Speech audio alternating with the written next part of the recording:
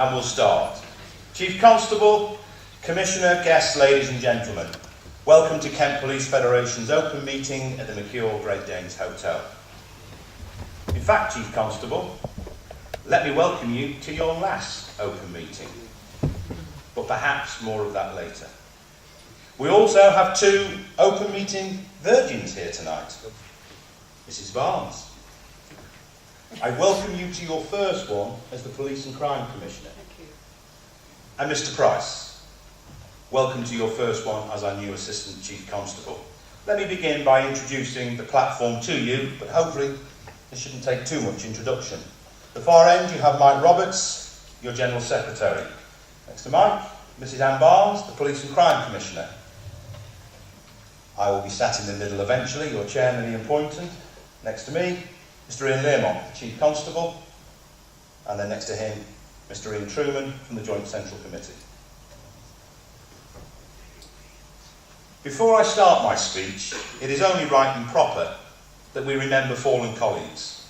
In Kent, we witnessed the tragic loss of Detective Sergeant Ben Turner, a truly popular and professional officer whose loss was felt so keenly by so many. So let us stand, united as the police family, for a few moments of quiet reflection and remembrance.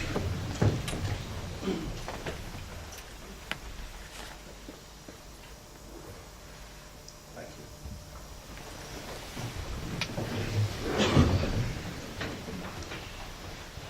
you. On the 15th of November, the Police Arbitration Tribunal met to consider compulsory severance and the issue of restricted duties for officers. We await the outcome of their deliberations, but let me be clear. The introduction of compulsory severance will fundamentally change the status of the Office of Constable. It will undermine the independence of that role, an independence that has assured the use of individual discretion linked to a policing style firmly rooted in consent. Lord Denning, Master of the Rolls, ruled comprehensively on this independence in a case involving the Metropolitan Commissioner. It is a ruling often quoted, and it is worth quoting tonight. He said, "I have no hesitation, however, in holding that, like every constable in the land, the Commissioner of the London Metropolitan Police should be and is independent of the executive. No Minister of the Crown can tell him that he must or must not keep observation on this place or that he must or must not prosecute this man or that one. Nor can any police authority tell him so. The responsibility for law enforcement lies on him. He is answerable to the law and to the law alone." How will holders of the Office of Constable maintain this independence with the sword of compulsory severance hanging over their heads? Whilst there are some that see policing as just another job, its constitutional status and independence of political control is paramount if we are to maintain policing by consent. We have evolved a model of policing. It's not perfect, but it is a model envied and copied the world over. Such an important and fundamental change must be a matter for Parliament alone. Matters of such importance should not and must not be decided as if it was abolishing some archaic allowance. When writing this speech, I had in mind the old typewriter allowance. But looking at the age of some of the audience, I anticipate a question: what is a typewriter? I'm afraid, Chief Constable, that ACPO as a body has acted shamefully in the way they have supported compulsory severance. However, I am also aware that a significant number within ACPO have voiced their opposition to it. The officers here tonight would like to know where you stand on this. Are you in favour or against compulsory severance? And not wishing to let anyone off lightly, Mrs. Barnes, I suspect the officers would equally like to know where you, as the keeper of the money, stand on compulsory severance. Now to local issues. Last year I said, "Sir, I know there are times when, putting it mildly, I probably irritate you ever so slightly. I think your response was something like, "No, Ian, you don't irritate me just ever so slightly."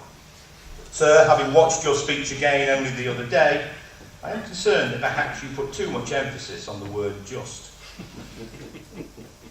Before I commence, though, I believe it is important to remind everyone that I stand here as the official spokesman for Kent Police Federation, an organisation that represents 3,200 police officers. At times that means I have to give difficult messages. In fairness, difficult messages that you, the membership, don't always agree on unanimously. I don't do that for the good of my health or my career, obviously. I do that because I am passionate about policing. I am passionate that police officers, that you have a voice, and that voice is heard. So, if I tread on any toes tonight, well, I am more than happy to have it TIC.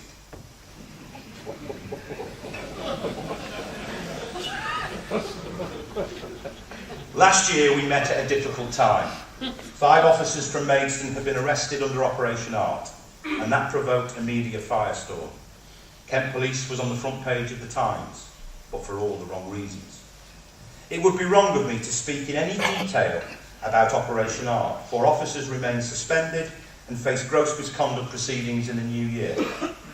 However, it is important that you know that none of the officers has faced any criminal charges, serious or otherwise. I think it is fair to say I cannot remember a case that has attracted so much interest from officers. However, it is an exceedingly ill wind that blows no good at all. At the end of my speech last year, sir, I asked you to carry out research primarily around the performance culture. Sir, you took a decision to conduct a review of performance. You assembled a team. They went out into the workplace and interviewed around 400 people, officers and staff. I must congratulate Chief Superintendent John Sutton, Superintendent Andrea Bishop and the rest of the team for the candid report they produced. More importantly, I must congratulate the 400 officers and staff for their courage. They pulled no punches and perfectly highlighted how we were hitting the target but missing the point. Whilst as predicted, dishonesty and corruption were not found, the review did establish that numeric targets for both individuals and teams were firmly in use. Furthermore, the review established these numeric targets were skewing activity. Sir, I know this report was a real shock to you. A report that broke through your gatekeepers. Gatekeepers that had whispered reassuring messages about the non-existence of numeric targets. Some had whispered more loudly than others. I also know that you have embraced those findings and we have embarked on a change to the performance culture of Kent Police. A culture that has been at least 20 years in the making. Has that culture completely changed? Ultimately, only time will tell. I can say that I am not receiving any information about numeric targets being set for individuals or teams. However, I am told of some in the superintending ranks who clearly can't live without numeric targets, so are setting themselves targets. If true, this will ultimately only serve to undermine the progress we have made. But let me be clear. Changing our performance culture does not mean abandoning a culture of performance. Performance cultures are like cholesterol. There are good performance cultures that focus on quality of service, recognising risk and harm to the public, and bad performance cultures that focus on ticks in boxes. Ladies and gents, if you are aware of numeric targets, even if they're thinly disguised as benchmarks or ambitions, then you need to let me know. Superintendent Bishop and her team are conducting reviews on each of the divisions. If you are approached, then tell them. You can use the anonymous email system. Failing that, please tell me. Your information will be treated in the strictest of confidence. If the abandonment of numeric targets is to become embedded into our culture, then we need to hold the line, particularly if crime rises and or detections fall. Mrs. Barnes, as the PCC, you have a pivotal role to play in holding that line, and I welcome your commitment to review the use of numeric ambitions in your policing plan. Chief Constable, whilst numeric targets are being consigned to the history books, it is apparent that sheer workload is now the biggest issue facing the force, its officers and staff. We have seen 500 police officers disappear, coupled with 700 police staff. Any overpopulation has vanished. We know that CSR2 could see another 100 to 150 police officers disappear, along with more police staff. If that happens, we will be left with about 3,050 police officers. In 1985, we had 2,850 police officers. Mobile phones were virtually non-existent. The internet was a distant concept. And domestic abuse was largely ignored. The provisional IRA posed the main terrorist threat. Yes, a group of callous murderers, but not overly keen on dying themselves. This terrorist threat is now posed by an evil that plans for mass murder and whose terrorists see their deaths as a glorious martyrdom. There was no blue water, Dartford Bridge or Channel Tunnel. I could go on.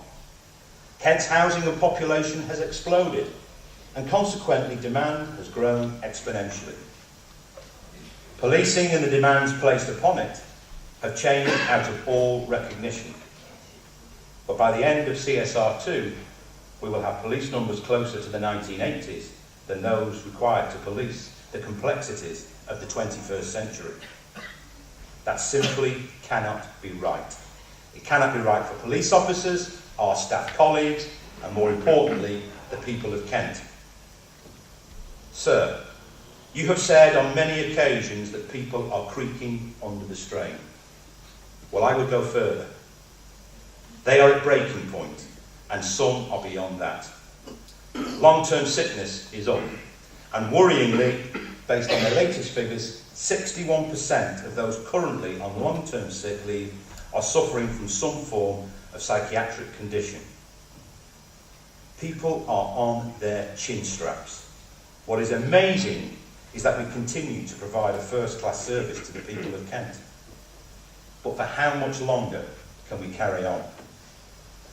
You have always said that neighbourhood policing is at the core of our policing model. Let me remind everyone what I said last year.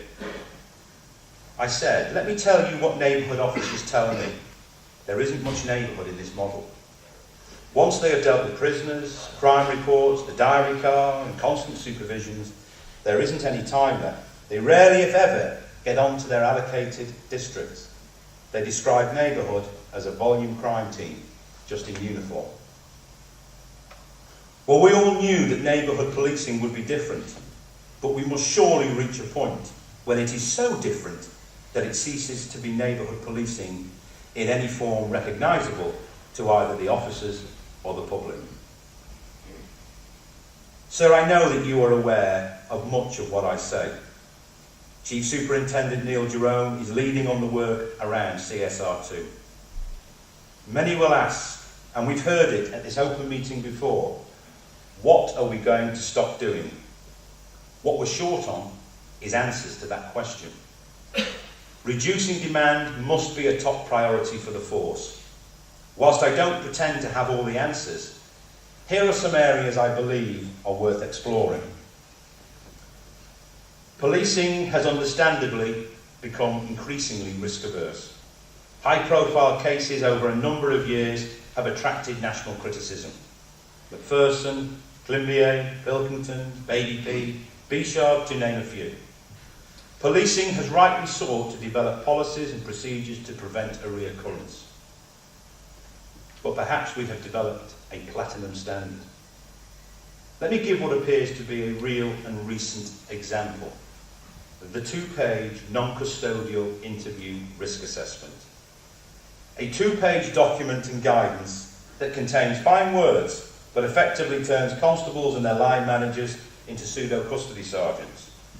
Now, I am sure this has been created with the best of intentions, but I am equally sure it has been created in total isolation of officer workload. I can hear the cry now. It's only 2 pages. But is any account taken of the collective impact these policies and associated bureaucracies have? I am told that our approach to missing persons is still driven by a fear they will all be found in a shallow grave on Romney Marsh. My question is this: can we, should we still operate to these platinum standards? Standards developed to be used before CSR 1, let alone CSR 2. Have we become bogged down in bureaucratic policies and procedures that we can happily waive in the face of criticism? And that doesn't mean we let risks go to hell in a handcart. It doesn't mean we become reckless in our approach. And it goes without saying that mistakes will be made. But frankly, they are now. We will never be risk-free. Aristotle said, there is only one way to avoid criticism. Do nothing, say nothing, and be nothing. That will never be an option for us. I have a huge amount of respect for the staff who work in the force control room, but they are trapped in a straitjacket of policies and operating procedures. If a victim of crime says they don't want to see a police officer, we still send one. Why? Not because it's a crime that should be attended, such as domestic abuse, but rather because their policy says we have to send a police officer. If an officer goes to a crime and establishes it isn't a crime, why is the officer still required to complete a crime report just because it has initially been recorded as such? If a call is taken that isn't a police matter, the caller should be referred to the relevant agency. We must, as a matter of urgency, free the FCR staff to use their professional judgment and discretion. I firmly believe there is real scope to reduce demand at this first point of contact. As spending cuts hit other agencies, we must push back to ensure their cuts do not become our problems. Too often we are filling the gaps in the service provision of other agencies. A prime example being mental health services. I appreciate there is significant ongoing work in this area, and there will always be times when officers need to be involved in such issues. But it has become too frequent and it must be addressed. It is positively Victorian when the mentally ill are housed in police cells. Cells are for suspects, not for the mentally ill and vulnerable. As we know to our cost, when it all goes tragically wrong, it's not the mental health professionals under investigation. They do not find themselves in the Crown Court dock. No, that's reserved for police officers doing a difficult job in difficult circumstances, and that cannot be right. There is a need to let supervisors and managers do their job. I do not understand the temptation for some senior managers to micromanage officers from one priority to another. It is highly counterproductive and destroys any job satisfaction. Experience tells us that officers are fairly resilient to high workloads, but that resilience crumbles if they feel their workload is out of their control. They need time to complete files, deal with crime reports. The people best placed to manage that are their sergeants, their inspectors, and frankly their chief inspectors. We must let these people get on with their jobs they are paid to do. Above all else, we must trust our supervisors and our managers. And I will say this, I do not believe the greater use of technology is the panacea that some think it is. But technology may keep officers out of the police station, but I repeat, there needs to be a forensic examination of the bureaucracy that drives activity.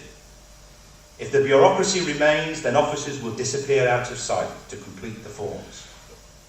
They won't be back at the police station, but they won't be visible either. I know the force are looking at some quicker fixes for demand management, and Chief Constable, I will let you elaborate further on those. Sir, there is one aspect of this new look at demand reduction that is causing enormous concern amongst officers: the review of shift patterns. I know there are some who believe that 8-hour shifts somehow provide greater cover. However, when KPMG reviewed shifts in Kent a few years ago, their view was crystal clear. Variable shifts provide better coverage than standard 8-hour ones, if they are managed properly. This did not come as a surprise to us. There has been much research conducted over many years by a range of different organisations looking at shifts and demand management. It is not, as some might think, a simple science. It is not as simple as cutting a smaller cake into ever smaller pieces. The consistent conclusion from the research is, and I shall paraphrase, there are no great shift patterns, just some are better than others. Alternative shifts are without doubt better than the traditional 7 on, 2 off, earlys, late and nights. There is a real fear of a return to the traditional 8-hour shifts, 7 on, 2 off. Instead of 146 rest days per year, you get 104. Many of us will have worked that pattern. I can describe it in one word, and it isn't traditional. It's barbaric. A little earlier, I described how people are on their chin straps. Morale is not on the floor, but rather through it and halfway to Australia. The introduction of an 8-hour shift pattern, I believe, would be the final nail in the coffin of goodwill.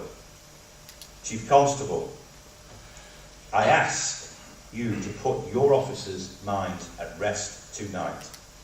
Let's leave 8-hour shift patterns where they belong, in the past with numeric targets.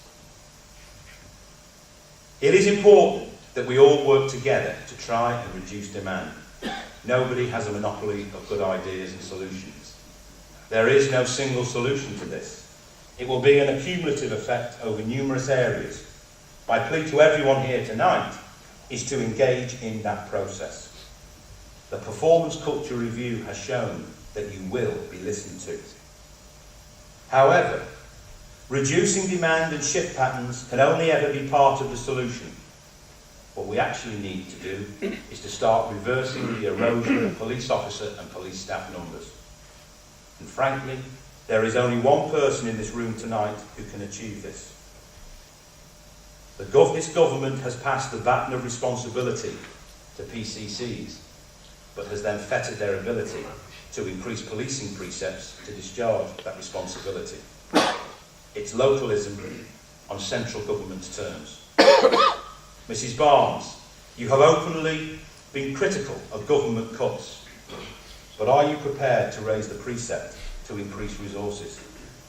If you do so, you will have the wholehearted support of this organisation.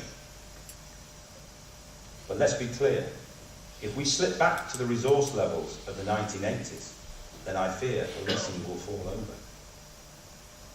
Chief Constable, Mrs. Barnes, as the number of police officers and staff dwindle further, it is ever more important that we find solutions together. That will mean the delivery of some difficult messages internally, to the government, to other agencies, and indeed the public. It may mean we stop doing some things that we have done in the past. In fairness, that is nothing new. If we are to succeed in managing down demand, and we will, that will mean the top listening to the bottom, and the bottom listening to the top, with the middle hopefully joining in too. We will continue to work with the force to find solutions. I have to say, I have never known a time when that engagement has been stronger. However, ladies and gents, you need to engage in this process too. Whether that is via your federation representatives, supervisors, managers, or directly to chief officers, you are the people that work the systems day in and day out. It is you who must engage too. Chief Constable, if we have collectively learned one thing since the last open meeting, it is this. If we work together, we can better understand and influence change for the benefit of policing in Kent. Thank you for listening.